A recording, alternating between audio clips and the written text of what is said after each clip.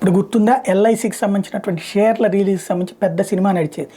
ఎల్ఐసిని అమ్మేస్తున్నారు, ఎల్ఐసిని నరేంద్ర మోడీ తాకట్టు పెట్టేస్తున్నారు, అమ్మేస్తున్నాడు అని పెద్ద ఎత్తున ఉద్యమాలు. అప్పుడే చెప్పారు ఎల్ఐసిని ప్రైవేటీకరించే ఉద్దేశమే లేదు, దాంట్లోకి షేర్ మార్కెట్ అంటే దాని మార్కెట్ కూడా పెరుగుతుందని. మనకేంటంటే నిజం 4 అడుగులేసులోపు అబద్ధం 6 అడుగులు చుట్టేస్తుంది. అదమ్మేస్తున్నారు, ఇదమ్మేస్తున్నారు అంటూ ప్రచారం ఎక్కువ చేస్తారు.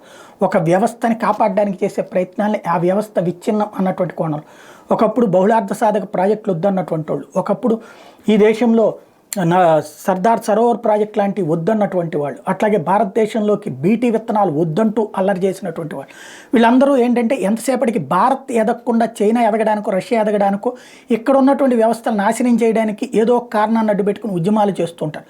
వాళ్ళు ఎల్ఐసిది కూడా నాశనం చేయడానికి అట్లాంటి ఉద్యమాలే చేసిన మోడీ సర్కార్ మొండిగానే నిలబడింది, పని చేసుకుంటూ వెళ్ళింది. అక్కడ ప్రైవేటీకరించలేదు, షేర్ మార్కెట్లోకి తీసుకెళ్ళింది.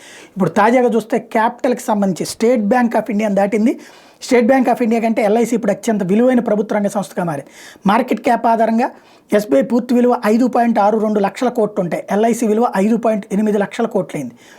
ఇది టోటల్గా ఎల్ఐసి మీద మునిగింది అని వార్తలు ప్రచారం చేసిన వాళ్ళు ఎవరు ఇప్పుడు మాత్రం మాట్లాడరు.